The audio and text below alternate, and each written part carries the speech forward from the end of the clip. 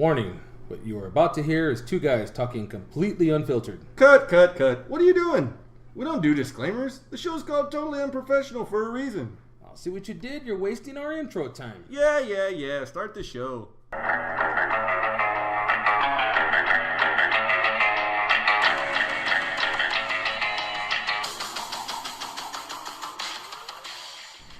All right. Welcome back. Episode 33. So surprise, motherfuckers.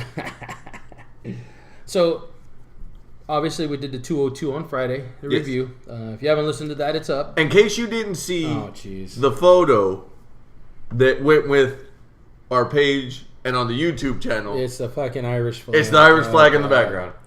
Yeah, like you're Irish, motherfucker. That's right. Friend of ours let me know he was listening today, and he asked about some picks, and we actually did a short discussion. Me and B, we did a short discussion on it today. He goes, and just so you know, I saw it, and I want you to know that he didn't win. And I was like, I didn't say he did. And he goes, well, I'm just saying, most people think he was cheated. I said he wasn't cheated. He lost at least a 3-2, if not a 4-1. And he goes, well, I went back and scored it without listening to the commentators. And I was like, okay, hold on. Before you go any further, I'm not a homer. One, I didn't have a horse in the race, so to speak, for either one of these fighters. Plus, I've been watching boxing for so long that I can score a fight objectively without being influenced by, one, commentators, or two, the norm scoring. I like to take the fight for what it is in front of me. Right. And even without having rewatched that fight already, Conor wins that in a decision. Yes. And I said it that night. At worst, Conor gets a draw. He does not lose that fight. How the fuck someone scored that for Diaz? I don't know. Or it wasn't even scored for Diaz. It was a draw. Yeah. Because McGregor had 2 cards and then Diaz had a draw on one. Well, here's the thing about this. We haven't talked in the last couple of days. Yeah. On Sunday, I posted a picture from the fight from Getty Images of Conor, throwing a left into Nate's face. And the caption I put was, "I told you so." And I put some more stuff about the fight, about it being scored 3-2 was the right answer. Yeah. Some random person, because my account, my personal... It's public? Yeah, my personal Instagram account is public. It's not private. Okay. Some random dude goes on there and tells me to quit sucking Conor McGregor's dick. Wow. Legit. I kid you not. I don't know this person. I couldn't tell you who he is. Wow. Just random, huh? And I said that, and part of the reason was that Gio, who normally does our wrestling spots on the show, he commented about it, saying that the UFC protected their cash cow. Yeah. And I commented, get out of here with that. And I said, Conor was never in any real danger except for the 3rd round where Diaz teed off on him. Yeah. And this guy is like, well, you can't make excuses when you're getting choked out, buddy. And how about you stop sucking Conor McGregor's dick? Because there was a point at the end of the round where he was getting wailed on in a full mount. Really? He wasn't in any danger? Like, it was point blank ridiculous for somebody. It was a first-hand experience and why people on the internet feel that they can just say whatever to whoever. Wow. Like, I don't know this guy. And I'm not going to give him credit by saying his name on this show. But it was definitely a moment where I was like... Oh, there it is. You found it? Okay, yeah. So you can read it. Don't read his name, but you can read it. It says, so in the last 20 seconds when Nate had a full mount and wailing on him, he wasn't in any danger. You just need to stop sucking Conor's dick. And you don't know this guy. I have no idea who he is. So then I responded. Yeah, you did respond. So what does my response say? Let me go back to it. I thought we were done with that crap. That's some funny shit right there. Well, Gio responded first. Entertaining nonetheless. Yeah. And then listener 12. I'm not surprised. Yeah. And then you put at who the guy was. Conor didn't make any excuses after getting choked out in the first fight. The only excuses I heard last night was Nate saying, "I'm not trying to make excuses, but I was injured, and the UFC don't want me to win." If he really believed that, then he should have done more to get a decision. To not let it get to decision. To not let it get to decision. So his response was, "You mean like he bitched over 2 months that he lost because he went up to 170, even though he gave Diaz a 10-day notice while he was on vacation?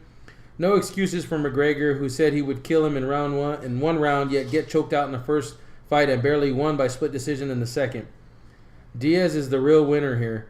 He submitted him once and tied the second. In fact, I think Diaz won simply for the fact that if you're trying to take the title back, you must prove you're better by knocking the person out. McGregor lost plain and simple, even if the judges say otherwise.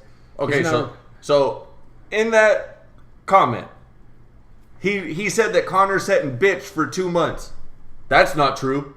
Well, he did not bitch and moan about being at 170. Not completely. He didn't bitch about being at 170 per se. I would say he did make mention a couple times of not being prepared for the proper opponent and not having the correct amount of training time. This is why though. The context of it. I was going to say the context of it is different. It's not in the actual bitching per se. He wasn't bitching about it. He was saying, "Look, I didn't prepare for this guy, and all of a sudden I go from fighting someone who's more of a striker type to a jiu-jitsu expert. I mean, and we're talking a jiu-jitsu expert. We're not talking a jiu-jitsu practicer. You know, the Diaz brothers are legit jiu-jitsu guys." Well, here's the problem. People forget that in that first fight, that Conor wasn't prepping for 170. Yeah. He was prepping for 155. Yeah. So he had to push another 15 pounds in 10 days. Yeah. That's not an excuse. That's a fact. So as much as people want to go, Diaz only had 10 days. Guess what? So did Conor. Because he only prepped 10 days for Nate and had to push 15 pounds. Yeah, he was watching some serious weight coming, 10 days out. So that's one thing. Because he was having to come down, and then all of a sudden in 10 days he had to go up. That's a drastic change for fighters. We've talked about that in the past. Okay, that's one thing. So he didn't bitch about that. Okay? Secondly, he never once made an excuse about being choked out. No. Oh, no, he did it. That was never a thing. He always said, I got choked out. He got me. Yeah. Respect to him. Now, if you'll go back to the page, you'll see my response to the rest of the horse shit. By saying, I'll kill him in one round, and Nate saying that with a full camp, Conor wouldn't touch him is just bullshit. They said to sell the fight. Winning is winning. Doesn't matter if it's barely by split decision or definitely with a submission or KO. Nate's not a champion for one, and two, the sport of MMA and UFC specifically isn't like boxing, whereas a challenger you have to beat the champion, and the champion has to not lose. As a champion or a guy that won the first fight or second fight, if it's a rematch or trilogy fight, you have to go out there and win, just like the challenger. Period. Yeah, he turned his back and got away or ran away a few times, but that's smart to not just stand in front of Nate to eat punches and let Nate tee off on him. Plus, it makes Nate have to move and use energy to go get him. It's on Nate to be mobile and cut off the octagon so Conor would have nowhere to go. No matter what you or I think or say, the fact is the score is 1-1. There'll be a third fight, and we'll be watching when it happens. And that stopped him after that. It did. He did not reply after that. That's funny, though. I just think that's awesome because some random dude saw your post. And and just decided, hey, this guy's a Conor McGregor dick sucker. So to that guy that is not named, that guy can eat a big bowl of dick. A lot of people, I read a lot of stuff that felt Diaz was cheated. And I'm having a hard time understanding why they feel like this. If you're scoring objectively, take the homerisms out of it. Yeah, we want Nate, and I've talked to you about this before. I wouldn't say I hate McGregor, but I'd like to see him get his ass whipped like the first time, just because he talks so much. Yeah. I love to hate him. How about that one? Okay. That's fair. Taking the homerism out of being a Nate fan, you still can't watch that fight and say he won that. He got his ass floored in the first round. He got his ass floored multiple times in the second round. He took the third round off. I'll give Nate the third round. Absolutely. The fourth round was close, but probably closer to Conor's side, even with that last 45 seconds where Nate took him down and hit him.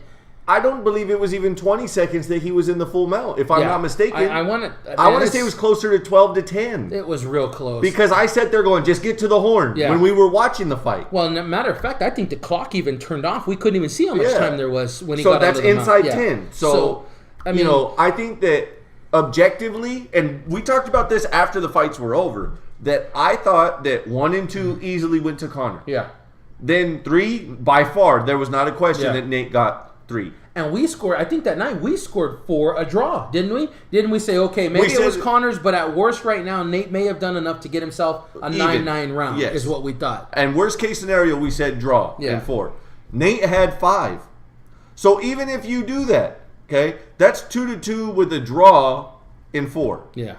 Okay? But in my opinion, for some of those people who said you could have scored 3 as a 10-8 round for Nate, You could have scored one as a 10-8 round for Conor. No, 2 would have been a 10-8. No. 2 was the time he knocked him down a couple of times. I understand that. But in the first round, when he knocked him down once, Nate didn't do anything to push the pace or attack. It was all Conor in that first round. True, but in the classical sense of 10-8 scoring, in the using that 10-8, based on what I've seen, it has to be just domination. Yes. And that's what I felt the first round was, because it was more of Nate like feeling with the jab, and Conor just kept pushing. He kept attacking.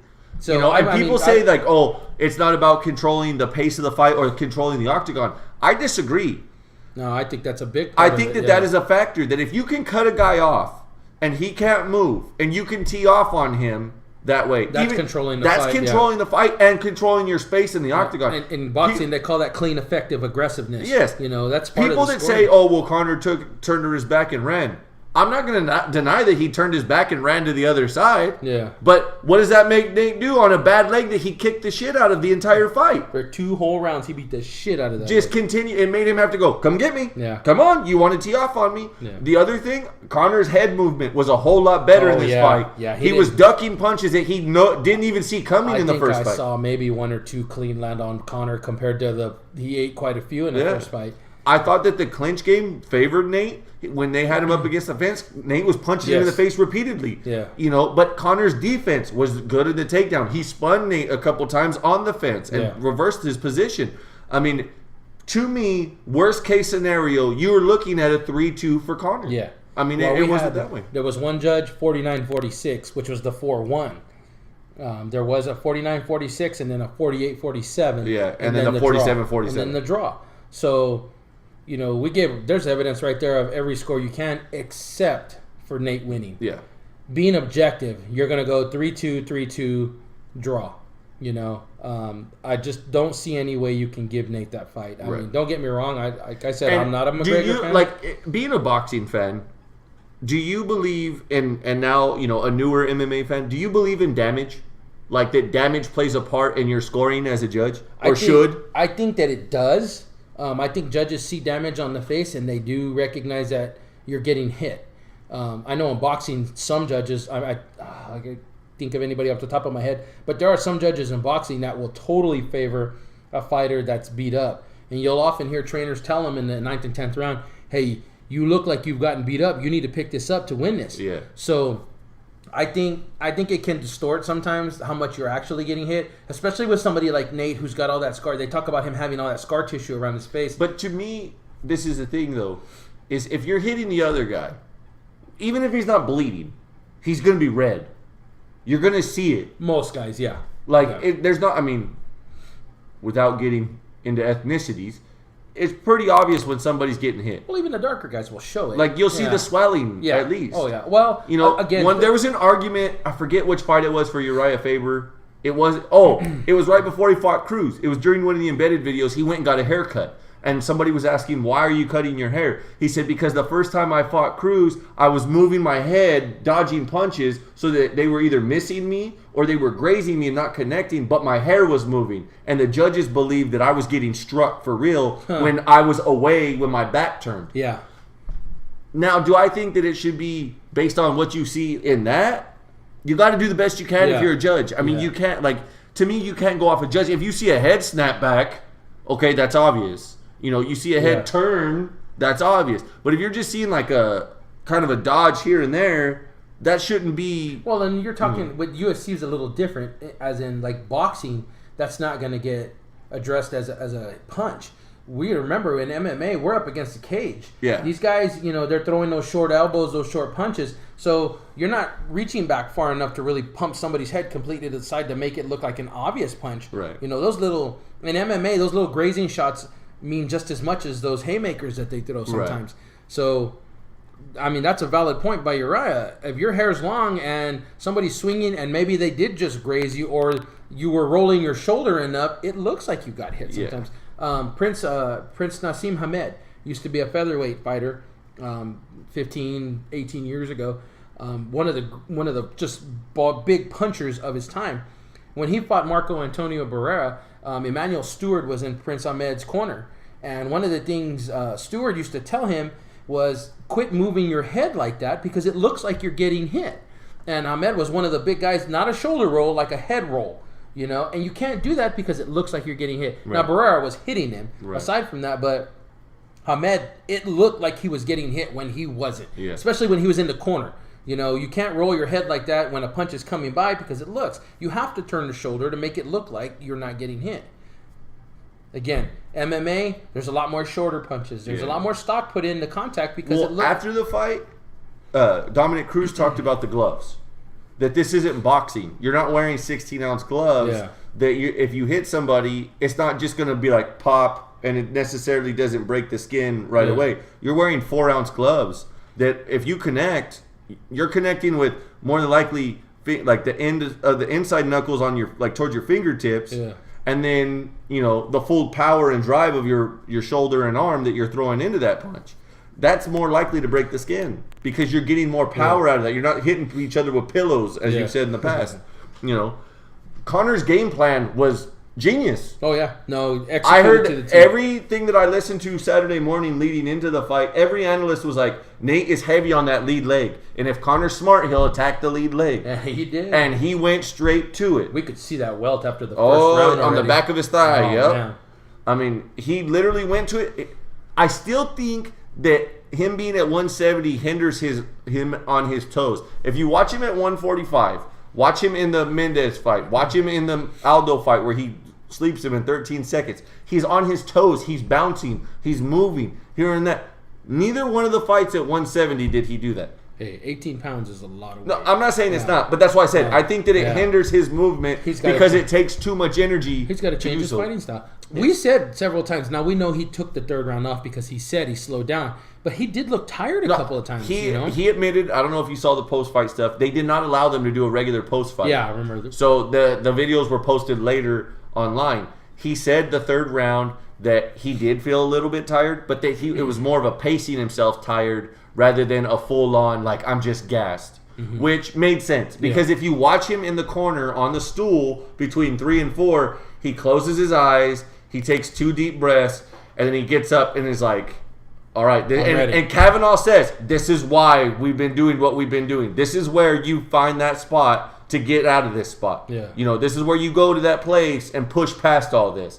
And he comes out and he does. And in the 4th round, he looks like he caught a second win. Did. By the 5th round, both guys looked like they were running out of gas. Yeah. Well, they started putting more. There was more time on the cage in the 4th and 5th rounds. So there was more energy being used in wrestling each other. We were talking about when they were leaning on that cage. I didn't think Conor was going to be able to overcome that because now you got Nate laying on you and you're going to have to fight him off a little bit. You're going to have to push. You're exerting a little bit more energy. I did not think he would recover from that 3rd round, but he did. And like you said, he was just pacing himself out. I thought that it was interesting that those power shots that he threw in the first fight did nothing to Nate.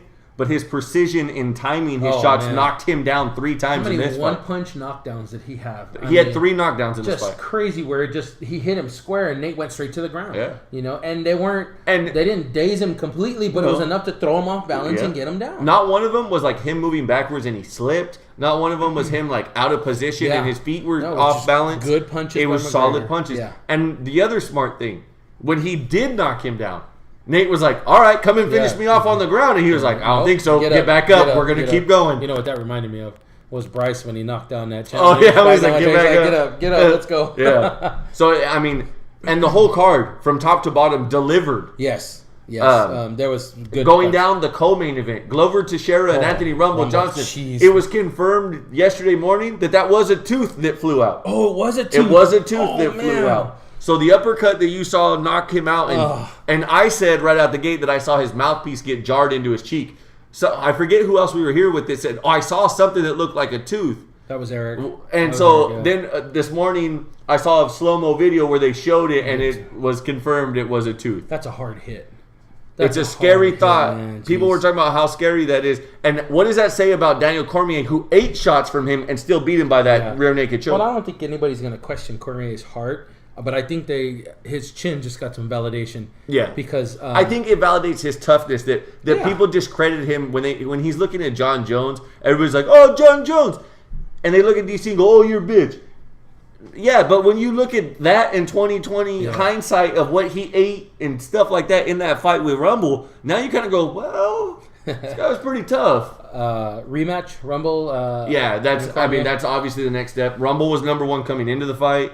Now he solidified himself. Cormier was ringside. Yeah, he stood up like, "Hey, we'll do it again." Let's do he this. even said in a little interview afterwards, like, "I'm ready. Like when we'll set it up." Well, they're probably going to clear John Jones's Cialis use, so They'll still give him like 6 months. Yeah. He'll still get like 6 months, so that's plenty of time for them to fight before then. Donald Cerrone and Rick Story. Wow. Cowboy looking solid at 170, man. Hell of a fight for that guy. I tell you what, 3 in a row at 170. The guy's an animal.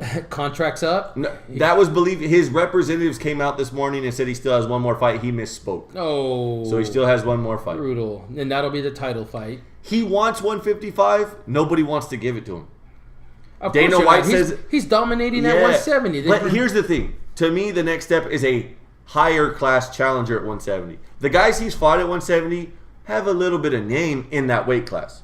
But you're not fighting the Rory McDonalds, the Robbie Lawlers, the Tyrone Woodley as the champion. You're not fighting that elite level, so why not work your way up the ladder? Is Lawler a viable fight at this point?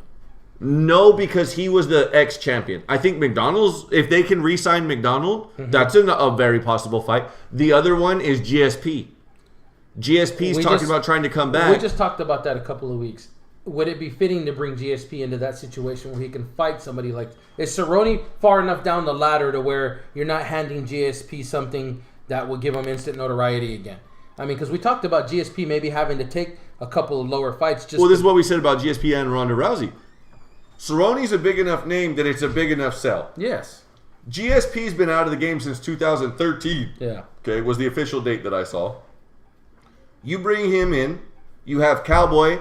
That gives Cowboy an opportunity to go, okay, this guy was an elite level champion when he was here, but he's been gone for 3 years. You got to prove yourself. It's a good measuring stick for Cowboy to see where he's at now. It's a good measuring stick for GSP to find out where he's coming back from. Why not? The only other fight that, and this has been thrown out there already in the rumor mill, is if Conor does in fact stay at 170, that Conor versus GSP. But it doesn't make sense. Yeah. And here's my thing. I heard this in the movie Southpaw. I thought it was a joke. But when you watch Conor McGregor, the saying makes perfect clarity of what his fighting situation is. If it makes dollars, it makes sense. True. It's very true in his case. Well, and with this win, Conor's pretty much said, I'm still making money because I didn't lose those 2 in a row. Did you see the numbers? I did not. So, official purses... $3 million to Conor, $2 million to Nate. Okay. So Conor topped Brock Lesnar's purse. Okay. The numbers I saw this morning that rounded out sponsorship money, all this other stuff, was 15 to 12. Really? 15 for Conor, 12 for Nate was what I saw. It's a hell of a payday for Nate. Yeah. That's a whole lot of weed. Yeah. And there was some controversy there. So post-fight, Nate looks like he got beat to shit. Yeah. He's in a beanie and a sweater sitting there, and he's talking, and everything's cool. Well, he's got a vape pen, and he's smoking this vape pen during the conference. One of the reporters decides he's going to ask him about it. He says, what is this? What is the vape pen? Oh, well, it's CBD oil. Okay. I don't know if you know anything about vaping oils and stuff like that. No. Well, they have different types of vape pens. They have ones that, like, generally people who are smoking that try to get off, you can buy those juices that have 0 nicotine, 3, 4, and so on. So you can wean yourself off of nicotine. Okay. Right? I have a vape module that has 0 nicotine in the juices. So I do it for the flavor, that type of stuff. So, but then you can get vape pens that actually burn oils that have the THC that marijuana has. Yeah. Or I've even seen pens that actually burn marijuana. Really? So, like, there's pens that are diverse enough to do oil, marijuana, and regular stuff.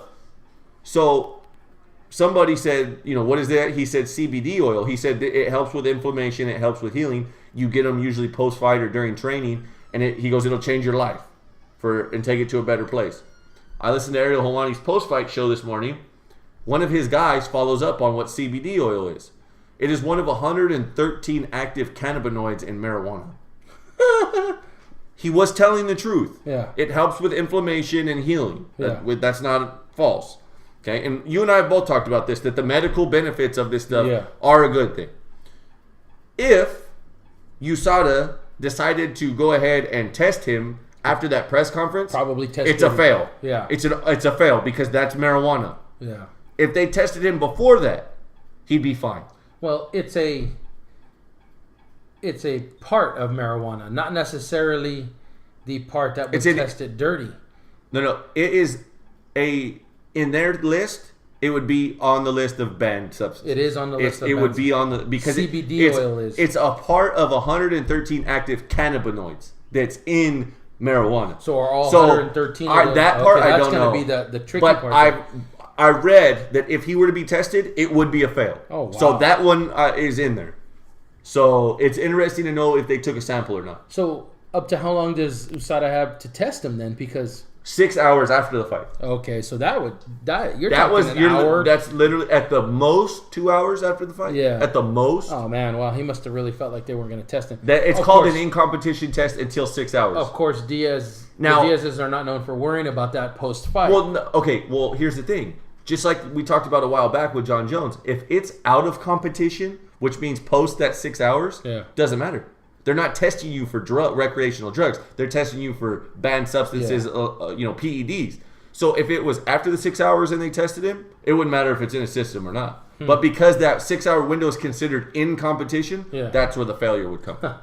Wow. Nick Diaz was not allowed in the venue at 202 completely. I So saw he that. wasn't allowed to the weigh-ins, and he wasn't allowed at the fights. I saw that on an article today. So that was interesting. I'm surprised they didn't figure out a way to work him in there and work with him. him. How much do you think that played into Nate's or Nick's?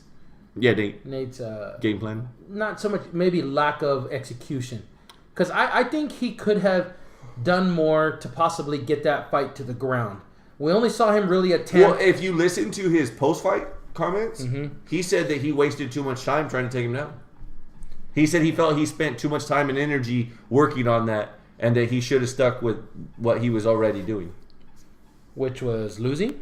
Which in his mind was to push the pace, like the third round. Okay. Where he pushed the pace on him. He stayed close to him is what he did. I mean, I only remember 2 times, maybe 3, where he tried to take him down. But we talked about his leg being beat up, where he just probably didn't have the drive in that leg at that point. I mean, I think that, and I also think that he didn't have the wind at that point, the energy level to push that. Yeah. Because as much as he was, he had control of Conor on the fence, he's wasting energy punching him. Yeah. You know what I mean? So it takes that up. And people, like, if you watch that fight in that 4th and 5th round, Nate's taking deep breaths with him on the fence, like, as they're rolling with each other back and forth. So, I mean, I think that he felt that he wasted too much energy on it. I think if Nick's in his corner, mentally, it's an advantage for Nate because it gives him that security blanket that my brother's here.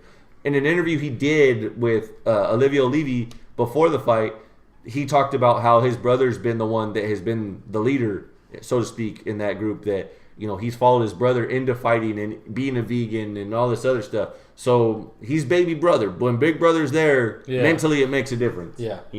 For sure. So it definitely warrants fight number 3. Well, about that. When it happens. About that. Yeah. There's a bit of a problem there. Okay. Nate's comments in the post-fight were, "You're not going to see me again until I fight Conor a 3rd time." Okay. They said, "What do you mean by that?" He says, "Just what I said. I'm going on vacation until they call me for the 3rd fight." They said, "Any reservations about doing 155? Not one. I'll see you when we fight a 3rd time." Conor comes up. They talked to Conor, and they said, "3rd fight?" And he said, "I told you in the octagon after the fight, we'll do 155. And they said, "Is that what's next?" And he said, "I don't know." He said, "Because there's a lot of shit in the pipeline right now that doesn't necessarily involve MMA. And that shit's going to hit the fan real soon." And he left it at that. Then this morning, TMZ reports Dana White coming straight forward and saying there will be no trilogy. That as far as he's concerned, he's moving on. This fight is over. That the first fight wasn't supposed to happen in the first place. That he was a replacement fighter. That the second fight was great for business, but there doesn't need to be a 3rd fight. Wow, what an idiot. And said that Conor has options. And that Conor's options are to go back down and fight Jose Aldo for the 145 title and unify those titles. or vacate the 145 title and fight Eddie Alvarez for the light heavyweight title. Or lightweight title, excuse me. Not light heavyweight, lightweight title.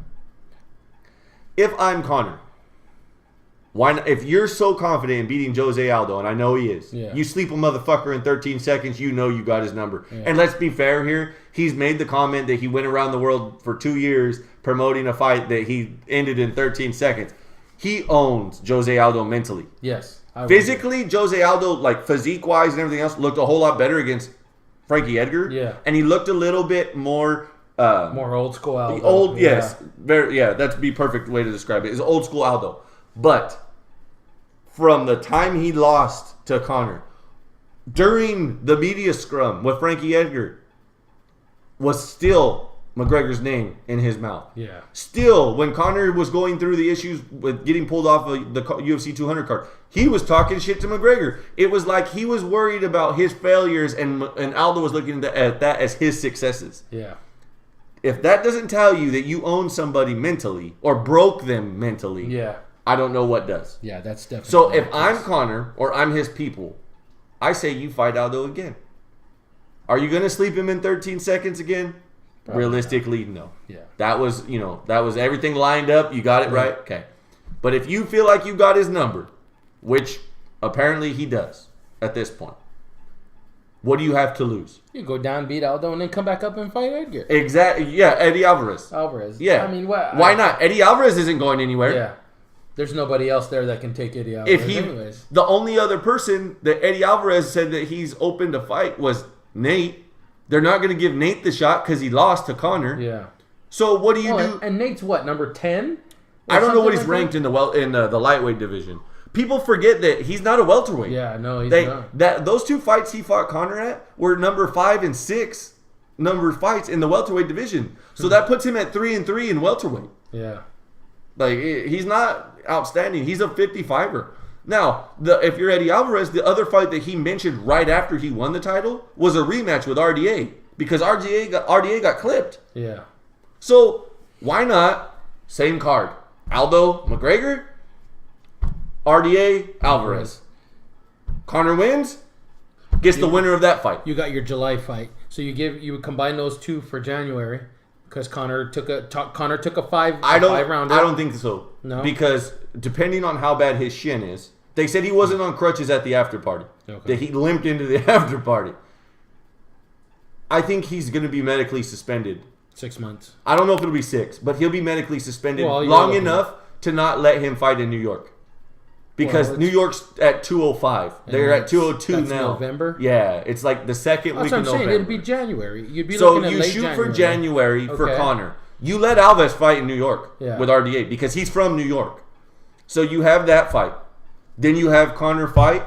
Well, now that gives Eddie Alves 2 months to sit back and watch and see what happens with Conor. And it gives McGregor time. Then it gives McGregor time after his fight, if he beats Aldo, to go ahead and into the spring. And the only way next year's July card does not come to fruit with Alvarez and McGregor. Well, what you do is you have him do what he did now.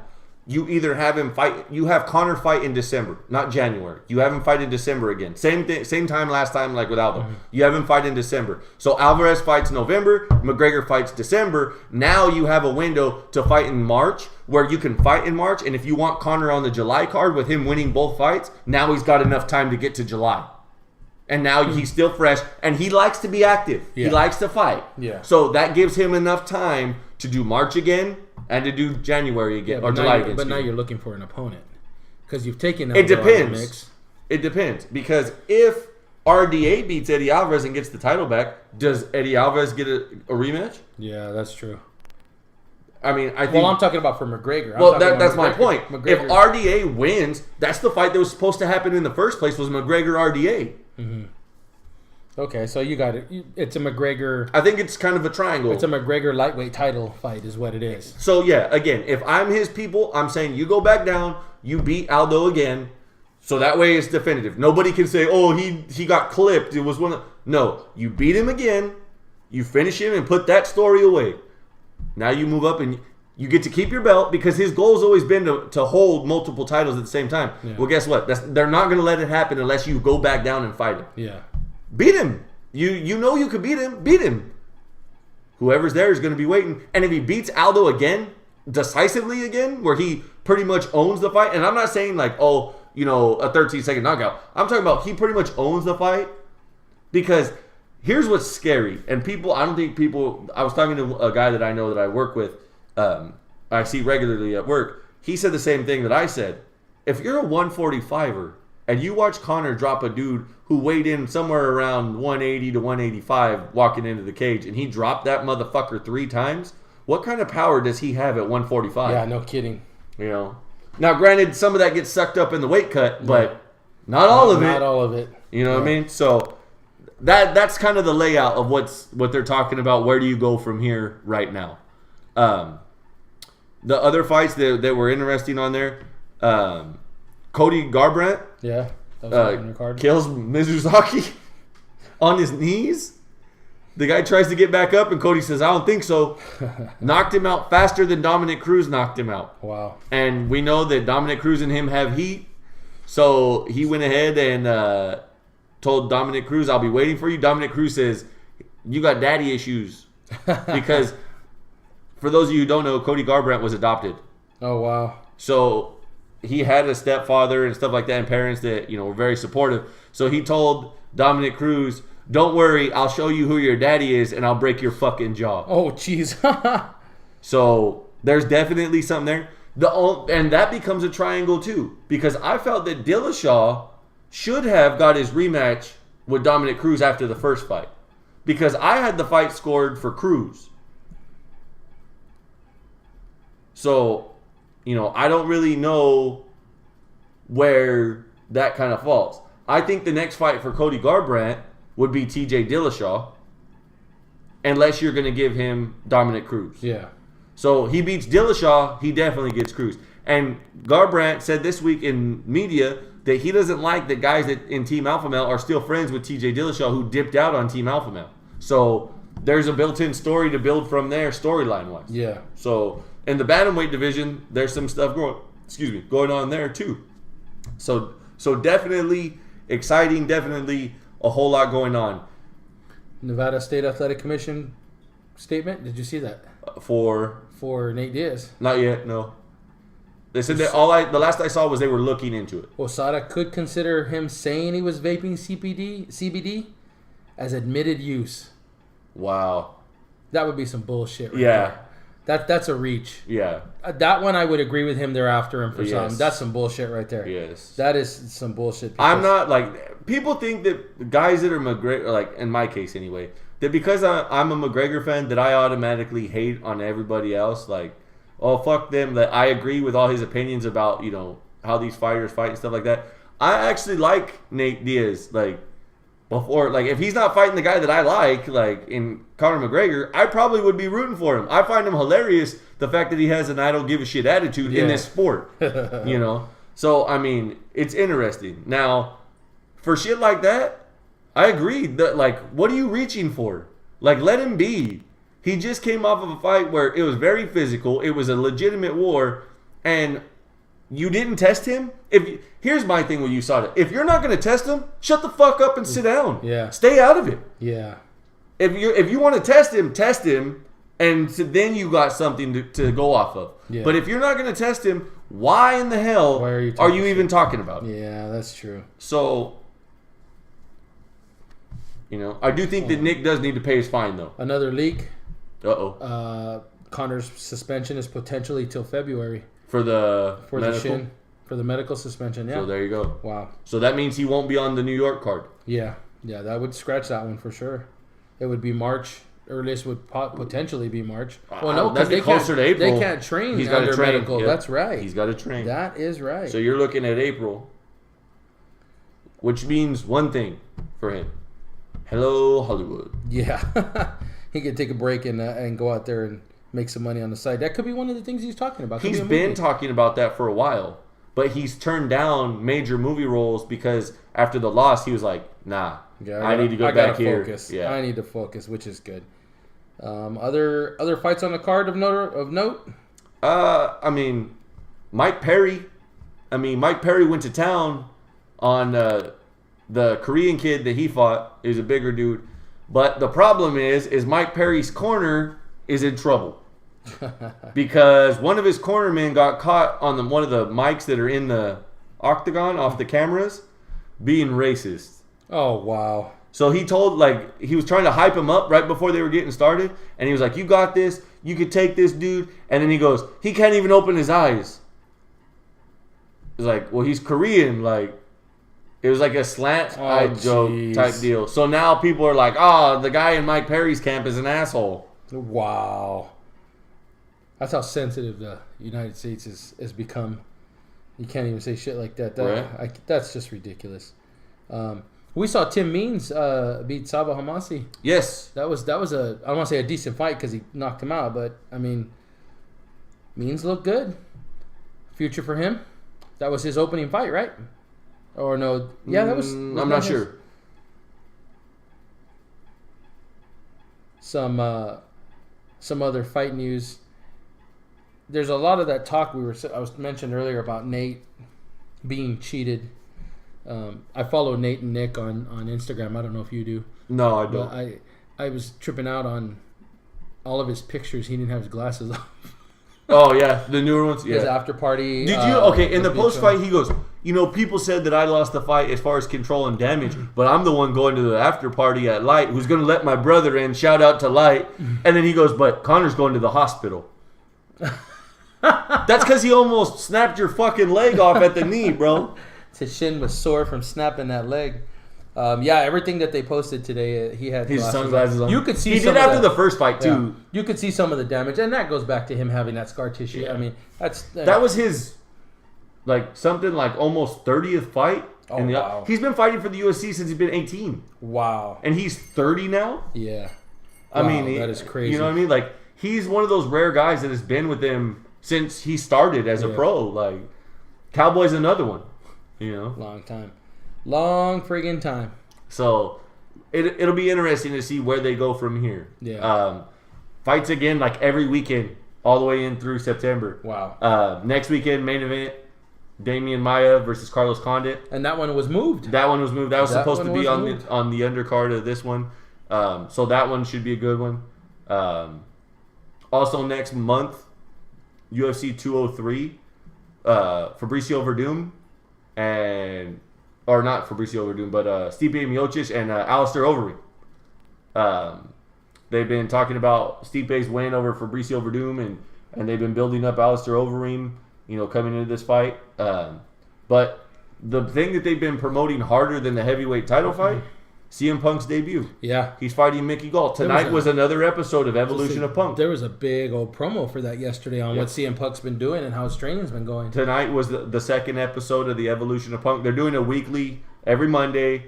And they've been showing the episode from the week before is what they showed today. 30-minute episodes of his training going into it. It's interesting, man, to see what it looks like of somebody. Because a lot of people think that with MMA, that when you come in, that if you want to be successful, it's like, oh, I want to fight in the UFC, so I'm going to start training and I'll get there in however long. You're talking about a guy who did jiu-jitsu minimally from his road schedule from wrestling, and so they consider him to have no knowledge. Yeah. And you watch him spar with a guy who's 6-2. Like, this guy's not a name in the UFC. This guy's just a guy who's 6-2, and you watch him struggle. Yeah. And you watch him get caught in situations that you'd be like, if you were watching UFC, you'd be like, how the fuck that guy get caught? He's a professional. Yeah. This guy's learning. Yeah. You know, they showed his sparring in week 2. They let him get in the ring to see where he was at and spar. Then they showed his sparring this week in week 12. His boxing was much better. But still, as far as takedown and submission stuff, he's still getting murdered. Still struggling. He was still getting murdered. But now the preview they showed for next week is his shoulder injury that happened when he was supposed to come through. They showed him moving to Milwaukee. He picked up a place in Milwaukee so that way he could train twice a day at Rufus Sport. And they showed his wife and his friend. I don't know if you know who Lars Fredriksson is. No. He's one of the guitar. He might be the bass player. I want to say he's a bass player, maybe guitar player, and lead singer of a band, Rancid. Mm-hmm. And he's one of Punk's close friends. Oh. And so it showed him and Punk's wife actually there watching the second sparring session. And both of them were kind of like, teeth cringe, like, you know. She was crying. No, She was like, I can't really, like, not like sobbing crying, but like silent tear crying. And he was like, he came out and he was like, why are you crying? And she's like, I don't like seeing you get hit in the face. And he just goes, you knew that this is what I signed up for. And she's like, I know, but it doesn't make it any easier. It doesn't mean it's But when he went to go change and talk to his coaches, she was like, it's ridiculous how, like, even getting punched in the face over and over again or, like, getting submitted, you see how happy he is when he walks out of there and that, like, he's all smiles, like, I just did this. And then they showed him go to dinner and he was like, I messed up here, I messed up there. And she was like, oh, it's okay, you know, like, you know, and he's all, well, I kind of have this fucking obsession with getting better. Yeah. And they were like, that's the guy that we know. Like, so it's a good little 30-minute segment. That's cool. On his thing. I mean, I know there's going to be people that hate on him anyway, but, you know, it's something to see. Like, it really is. If you're an MMA fan and like I am, you know, like I'm down, you know, I try to watch as much MMA stuff as I can, specifically the UFC. And, you know, with Bryce fighting, you know, I try to catch his fights with Legacy and stuff to see the guys that aren't professional, to kind of see what it really is, the measuring stick. Because they always say, you don't know what it's like to be in the UFC. You know, this is the place to be. And when you watch this, you know, episodic documentary with Punk, you really see how far back some of these guys are compared to where they're going to, where they need to be. Try to be, or where they're trying to get to, I guess would be a better phrase. So, yeah, definitely interesting. So, unless I can think of, that's all the UFC news we got.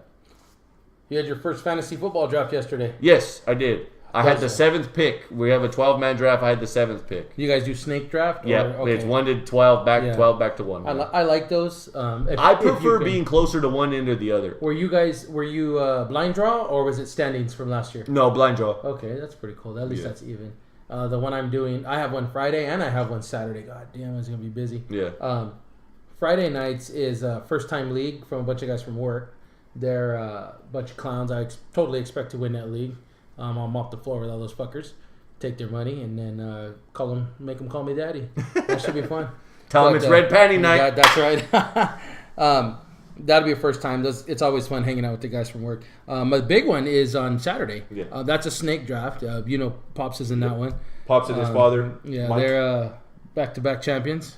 Bastards. Yeah. They're going to get dethroned this year because last year they got lucky because I had Des Bryant and he was hurt a lot, you know. And so I had the 7th pick. Where'd you go? Running back? Des Bryant. Receivers are hot this year. They're going first. They're going to go first on most of them. First pick in the draft overall, Antonio Bryant. I was going to say it has to be. Yeah. Now, you believe I got him with the 11th pick last year? Really? Yeah. I got him with the 11th pick in the first round That's last crazy. year. Yeah. I'll give you a rundown of what my draft looks like. Like I said, first round, I went Des. It was receivers. I'm assuming A.J. Green was gone. I want to say A.J. Green, Julio Jones were A.J. Green went in the first round. He went 3 picks after me. You took Des Bryant over A.J. Green. Yep. Why? Because no matter what happens, Des Bryant is the go-to guy that he has, though, the factor that A.J. doesn't have, where there's other people like Witten, and they have a strong enough line where the running game opens up things, and if you throw it to Des, even if it's a bad throw, he'll find a way to go up and get it. Okay. AJ doesn't, like, AJ's got some talent, but for a lack of a better comparison, Des has that Julio frame where he can out-muscle people, where AJ's skinnier. He's athletic, but he's smaller, you know. Was Julio gone already, too? Yeah. Oh, wow. Yeah, Julio went 4th. So, I'll give you a rundown of the first round. Let's see here. Where did it go? Oh, whoops. First round, Antonio Brown. The number 2 pick, Todd Gurley. The number 2 pick? Yeah. I think that's a good pick because you know they got a rookie there, and they're going to need to feed the rock. Yeah. The guy got stronger as the year went, too, last year. 3rd pick, Odell Beckham Jr. I don't know about that one. Then Julio Jones 4. DeAndre Hopkins 5. That might be a reach. I don't like the Hopkins pick. I think he's a one. He got paid, too. Yeah, I was going to say, I think more than the getting paid was I think they had to have someone succeed last year, and it happened to be him. I don't know if he repeats his year. Next pick was David Johnson from Arizona. Then I took Des Bryant. Adrian Peterson was taken after me. That's the 8th 8? Pick. The 8th pick was Peterson. Peterson fell all the way to 8? Yep. Gronk went number 9. Okay, I would have thought he went higher too, but that's about right. AJ went 10. And then Ezekiel Elliott 11, and Le'Veon Bell 12. And Le'Veon Bell's on a 3-game suspension. Yes. So then we snake back. Okay. So I'll give you the second round. Allen Robinson with the 13th pick. I like that one. Brandon Marshall 14. I like that one. Fitzpatrick's back. Devontae Freeman. I don't know. That might have been early for him. What's the name? Lamar Miller. Sammy Watkins. And then my second pick, Eddie Lacy. So you went receiver, running back. Yeah. Mike Evans. So hold on, go back. So Okay. the only running back taken before Eddie Lacy was Adrian Peterson. Oh no, Ezekiel Elliott went. And David Johnson. Yeah. No thoughts toward DeMarco Murray? We'll get to that. Okay. So I take Eddie Lacy. Okay. With my second pick. Because he's their go-to back. Yes, I mean, and I he's agree. a big, heavy guy. Yeah. He fits well in their offense. He does. Mike Evans went after. Okay. Jamal Charles. Healthy. Jordy Nelson went in the second round, dude. I disagree with that pick. I think that early. I think everybody's hesitant on him because they're not sure what they're going to get. You and I both know from watching previous athletes that have come off a blown out ACL or a blown out knee, it takes time to get back to where you were. And he doesn't have no actual he game has no speed reps. yet. Yeah, it might take him a so good half the year. I was a little bit hesitant. Mark Ingram went after him. Okay. And then Aaron Rodgers was taken second round with the 23rd pick. That's the first quarterback. Yep. And then Alshon Jeffries to end the second round. Alshon's still in Chicago. Yes. Okay.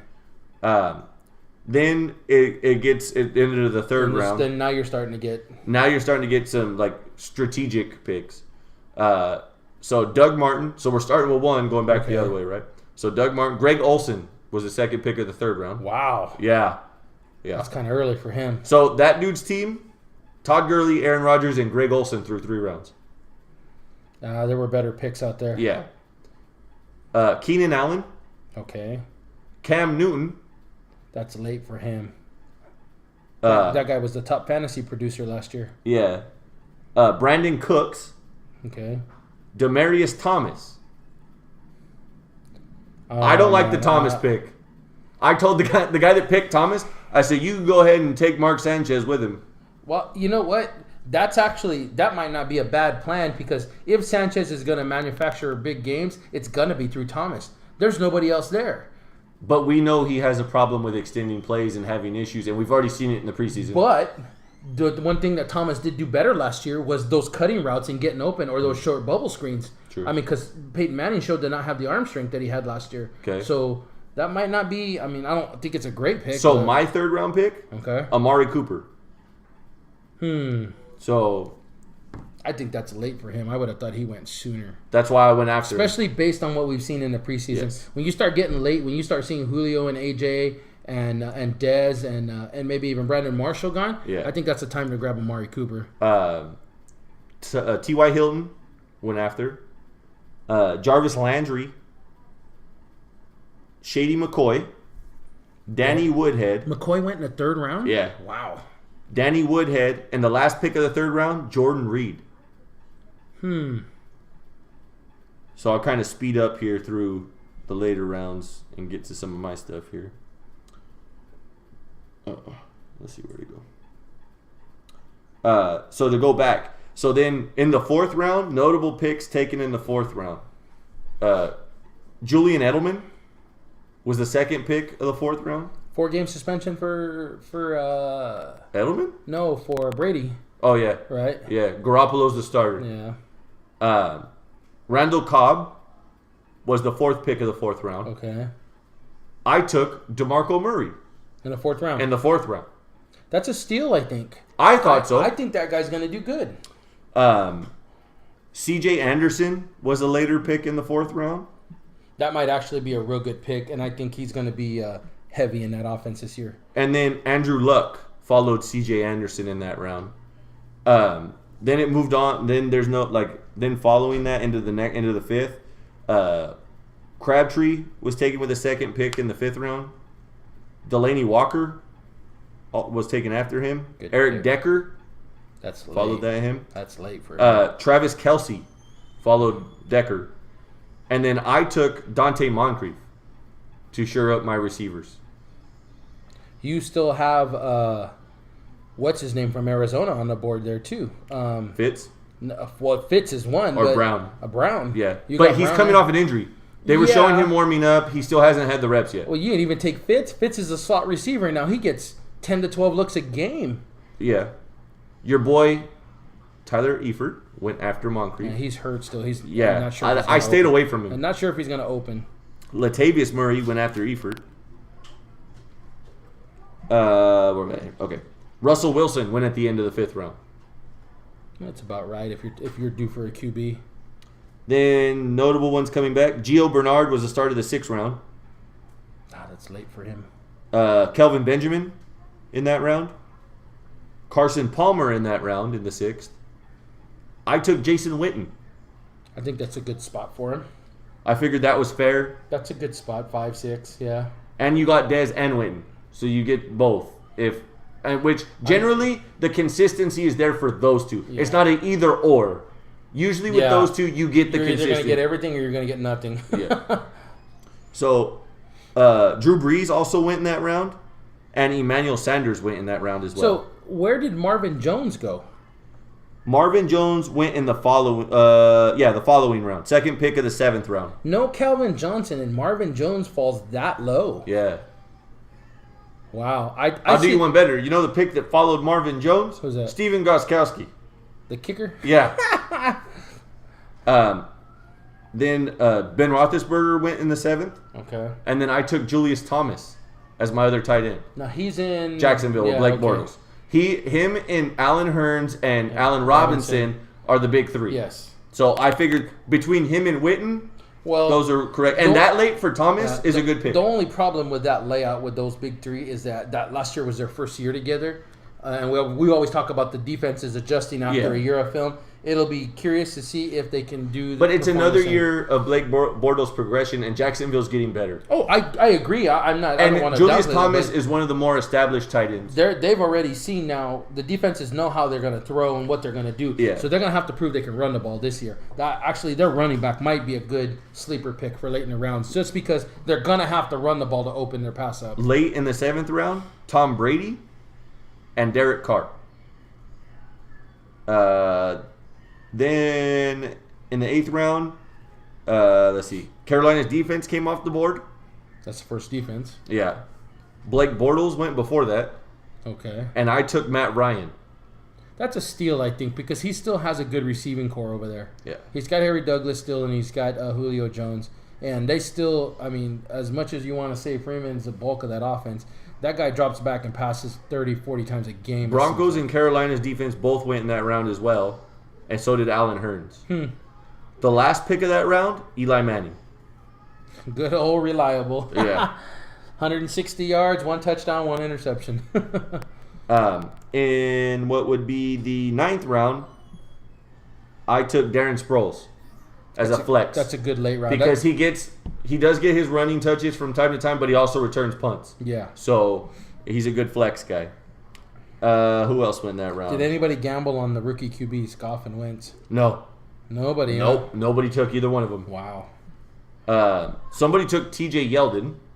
Okay, I could see that one. That was an interesting. That he went following Darren Sproles. When you get late, that's probably a decent pick. Yeah, he went late. The pick before mine, before Sproles, Frank Gore. Indianapolis still? Yep. I think after they saw what he did last year, I think he's going to get the ball more this year. He didn't seem to lose too much. Didn't seem to lose that much of a step. Jimmy Graham went in the 10th, and so did Seattle's defense. Deshaun Jackson, Travis Benjamin. Deshaun Jackson went that late? Yep. Wow. Travis Benjamin and Justin Forsett also went in that round. In the 11th round, Phillip Rivers. Antonio Gates was the pick before Rivers. I took Devontae Adams. Also another flex guy for me. And then another bye week receiver. Eric Ebron went ahead of me. Matthew Stafford went in that round. In round 12, I took the Texans defense in round 12. They're ranked in the top 5 on the on the list on the cheat sheets. J.J. Watt's just a number producer. Sacks. And if you Sacks can, and if you interceptions. get help from the DBs, Yeah. that's all you need. Jameis Winston went in that same round. Really? Yeah, I thought that one was an interesting one. Then I took, after the Texans defense in the 13th round, I took Andy Dalton. It's a good second QB. Lamar Miller. Where did Lamar Miller go? I mentioned that one. He went in the second round. Second round. Yeah. Okay. Yeah, he was the 9th pick in the second round. I didn't hear that one. I took Janikowski as my kicker. All reliable. Nobody gambled on Kaepernick? No. Nobody took Kaepernick either. I think that guy's going to have a stat year. Yeah. Let's see. Kirk Cousins also went in the 14th round. It's late. Yeah. Marcus Mariota and Ryan Tannehill both went in that round as well. Alfred Morris? Nobody took him. That is crazy. In the 15th round, Ryan Fitzpatrick, Tyrod Taylor. And then I took Jordan Cameron. It's a good late pick. What about the Browns tight end? What's that kid's name? Barnage. Yeah, where did he go? He went up higher. Because they were talking about him. Forget what round it is. Let me look here for a second. He went. Fitzgerald went in the 4th round, by the way. Okay. So after I took Amari Cooper, Fitzgerald later on went. Where's Barnage? Fuck, I just saw him. Oh, there he is. He went in 1, 2, 3. He went in the 7th round. Okay. So he was gone. He was the first pick of the 7th round. And then in the last round, Steve Smith Sr., Michael Rivera. Tight end for the Raiders. Yeah. So much for being seniors last year, huh? Yeah. Green Beckham. I'm surprised nobody took him sooner. He got traded to the Eagles this week. So they're still kind of unsure where he fits. You don't know where Philadelphia is going to be. I took Nelson Aguilar with my last pick. Not bad. I figured at worst, he's a guy that can be moved later on if need be. If you need to. Cole Beasley and Pierre Garçon were taken later in that round as their last picks. Garçon, another one. I don't know why so late.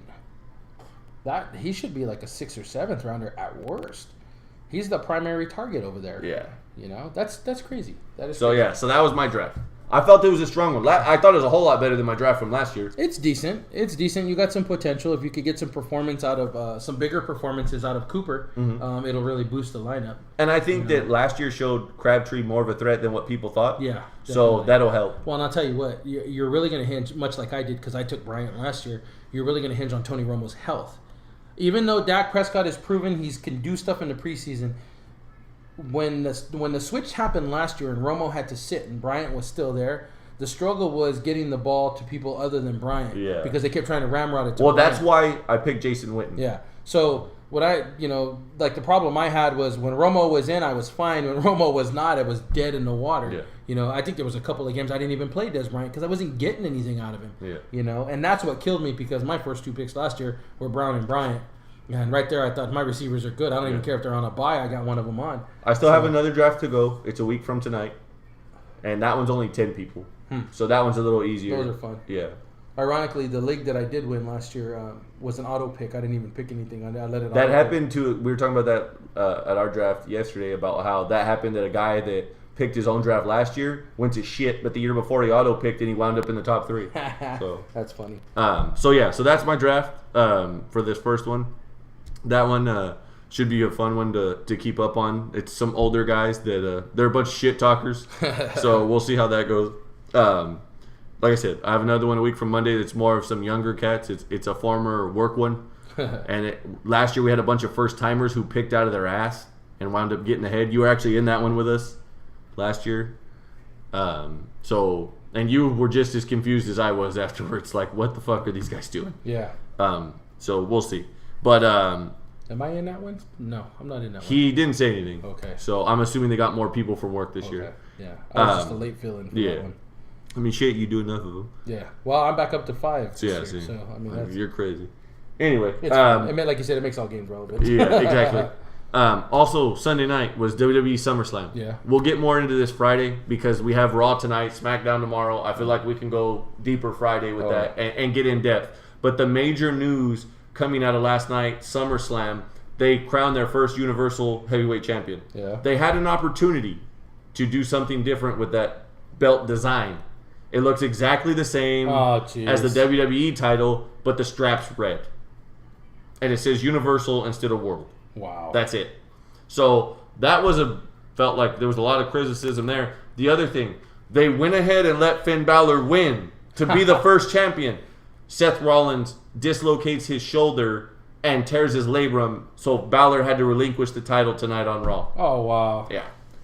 The same move that he injured Sting with and broke Sting's neck with is the same move that he dislocated Balor's shoulder with last night. Oh, wow. He powerbombed him into the barricade, and he went to catch his body with it, and you could clearly see that his arm kind of jostled. And in the video, they didn't say it till afterwards that he dislocated his shoulder in that moment, and you could clearly see him jerk his arm and something was really wrong.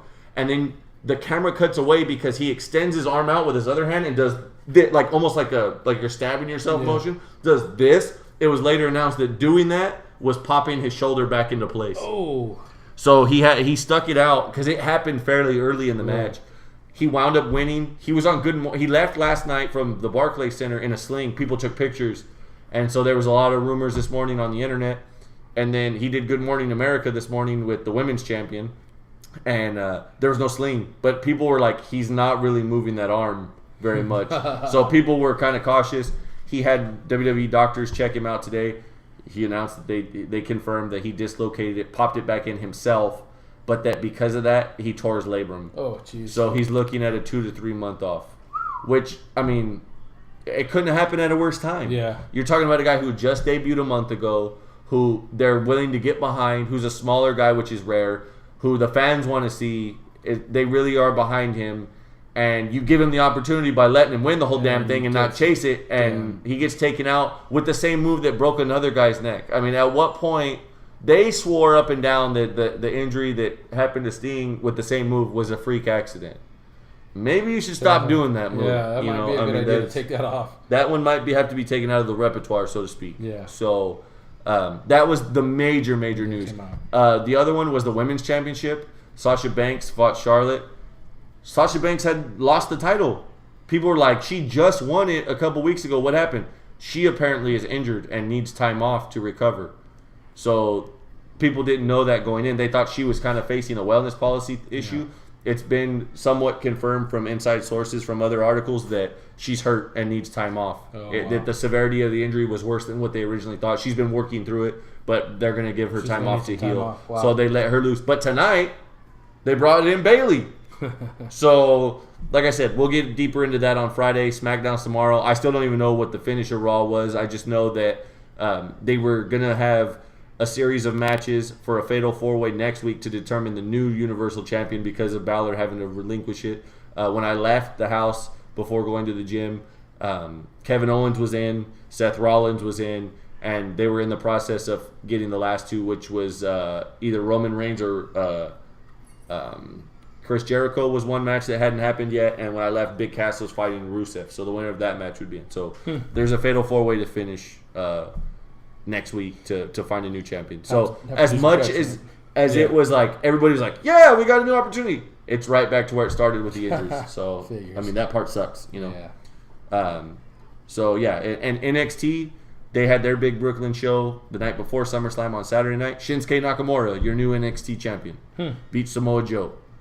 Dislocated Samoa Joe's jaw with a kick. Oh! They call him the king of strong style because in New Japan Pro Wrestling, they work what they call very stiff, which is very real. They punch you for real, they kick you for real. Well, his finisher is like it's a shin kick type deal, and it's almost like he runs into you with his shin, like extending it into a kick. And most guys, when they take the kick, are on their knees, and Joe was on his knees, and he took the kick straight to his jaw and dislocated his jaw. Ouch. So brutal. Yeah. Just brutal. Joe is supposed to be rumored to be brought up soon as well. So it should be interesting. I thought they'd bring up Nakamura before they'd bring up Joe, but apparently they're going to run with Nakamura some more down there. So we'll see what happens. Like I said, we'll go into depth on that a little more on Friday. We'll see if we can't get Gio here Friday to kind of go deeper because I know he sent me messages of him watching it. But I was too invested to watch in UFC. the UFC stuff to watch the NXT stuff. It was like, I got to watch my boy. And so I was like, I can't, Yeah. And I knew if he won, it was red panty night. So I wasn't going to go back and watch it. Yeah. So like I said, we'll get into more details. We'll have more information as the week goes on and definitely getting into that. This week, for us, we started a new training workout. I started it last week. You started it this week. Yeah. What do you think about it after day one? Because this is different than what we normally have been doing. Yeah, the last one I picked, we talked about it a little bit on here, about it was muscle group focused, that it was about, one day was one muscle group or two muscle groups, and that was it. And then we moved. This one is literally all over the place. Well, it's called the total body workout because you're literally working every muscle group every workout day. So Monday, Tuesday, Thursday, Friday, we're hitting every muscle group. It's I believe it's 8 exercises, and the reps vary anywhere from 15 to 20. Sets are anywhere from 3 to 5 or 3 to 4. I don't want to. I'm not going to sit here and say I like it. It was different, and you had talked to me a little bit about what you felt last week. So when I started today, I made sure that I didn't run into the same. I don't want to say side effects, but the same results as you did. I wanted to make sure I was feeling the whole workout. So I pushed through a little bit more with my weight, and that's why I said I told you I'm about to come and kick you in the ass because I didn't have no problem getting that pump feeling when I was done, even though I only hit biceps with one exercise. I only hit back with one exercise. I only hit shoulders with one exercise. But you had talked about how you upped the weight a little bit. It's because we're not doing it to failure. The problem is we're not doing it to failure, but we're still doing 20 reps, which is a lot if you're pushing a consistent weight. Yeah. And so most things you're doing 80 reps. Most things in this workout are 4 sets. Yeah. So you're doing roughly 80 reps trying to get through it. Well, I'm going to tell you what, the one thing I did feel at the end of the day, I don't think muscle conditioning is going to be an issue at the end of this 8 weeks because we're doing a lot of reps. And I told you last week, it's supposed to be done inside of an hour. Yeah. So we're doing 7-8 exercises, 3 to 4 sets, and 15 to 20 reps. That's a lot of reps inside of an hour. So the cardio health of the muscle as well as the strength building, it all gets kind of wrapped into one. So as long as your form is good, I can see a good benefit more internally than externally this time, if that makes sense. We might not show physical results like the bending, like the turning of the muscle and the definition that we had before. But then again, that will just depend on. But I'm not about that life. I like the outside. I'm shallow like that. I like the gains. I'm shallow like that. I'm about the outside when it comes to lifting. Gains got to be visible. That's right. So we'll see. We'll see what happens in like 3 weeks. Because 3 weeks, I can usually feel what it's doing. Hey, truth be told, next weekend on Sunday, I'm going to Anaheim for the Fit Expo. Yeah, I know. And CT Fletcher's going to be there. And I'm going to ask him if you're full of shit about this workout. I got it from bodybuilding.com. I didn't invent this one. This one came straight out of an article. So again, I stand by what I said. So he's probably asking you too. Well, where'd you guys get it from? Is just some bullshit? I got it from bodybuilding.com. I don't know, man. He's an internet junkie. I don't fucking know. Should be funny. I'm gonna try to squeeze out, see if I can go with you guys. It should be fun. Hope so. I hope so. It'd be fun. The last one was fun. Yeah. And we got to meet Mr. Olympia. Yeah, that's an awesome picture right there. It was wicked. I tell you what, man. And you look at that photo. I'm slimmer than I am now. I was probably closer to like 185, or excuse me, 190, somewhere in there. Yeah. But you could clearly see my triceps in the picture, and they don't look bad for my frame. It's like, dude, that's pretty good for my frame. And you look at him, and it's just muscle on top of muscle. Yeah. And his arms are bigger than my legs. Yeah. And you're just like, I'm taller than you, but you're just stacked. Yeah. You look like somebody built you with Legos, bro. And then he said he played basketball. Yeah. I don't know how that guy plays basketball. I thought that was pretty cool of him. People have said that, don't meet people that you think are cool like that and meet celebrities. Because they're dicks and stuff like that. He was very cool. Yeah. He talked basketball. He overheard the conversation you and I were having and started talking basketball with us. So I thought that was cool. Yeah, that was real cool. Definitely looking forward. Tito Ortiz will be at the Fit Expo. He's one of the headliners as well. Our boy Robert Oberst will be there. He'll be there back again. He'll be there. Definitely have to show him, hey, man, I saw you last year in San Jose. We got to do this again. We got a picture here. We got to take another one. Yeah. And then also the Gracie Jiu-Jitsu tournament will be going on again. Yeah, so definitely want to get in and check some of that out again. Yeah, definitely. Hopefully pick up some Iron Addicts merch from CT Fletcher's gym. Because it's still your set, motherfucker. Yeah. So just remember that. Yeah, so This has been episode 33. We got we'll follow up Friday, potentially Saturday. We don't know yet because I got a fantasy draft. We got a scheduling conflict. We're gonna kind of go, but we're gonna hit it either way. Even if he's got to do it just with you. How many times have you said that? We're gonna hit it either way. Hit it either way. Too many times. That's how you got 4 kids in 3 tries. That's huh? exactly. That's exactly what happened. We know the truth. Yeah. We know the truth. Like I said, surprise, surprise, surprise, motherfucker. He's back. That's what you get for doubting people. So for all you that said that, oh, hey, he's a homer, and for the dude that on my Instagram page that said quit sucking his dick, you can eat a big bowl of dicks because I told you so. I told you it was going to happen. Louis, you too, bruh. I told you it was going to happen. By the way, we're sorry we didn't have time to get you for a call-in. Maybe next time. So, I'm Justin. I'm Manuel. And we are totally unprofessional.